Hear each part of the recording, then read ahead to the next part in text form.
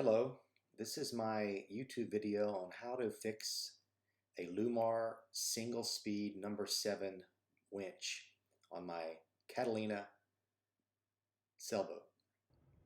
As you can see here, this is the center stem or spindle. This is the gear mechanism.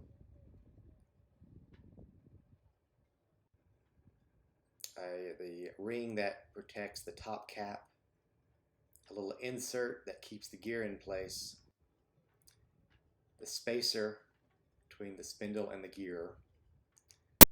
So I lubed up everything using Winch grease from Lewmar. Same thing with the gear, with the spacer, inserted gear,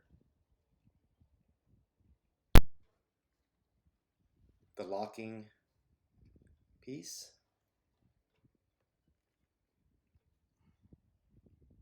spins perfectly, lubed up the drum,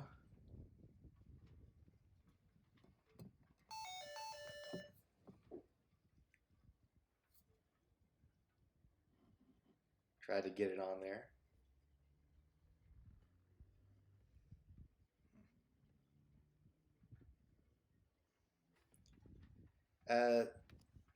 Made sure it spun, put the top cap back on, and there it goes.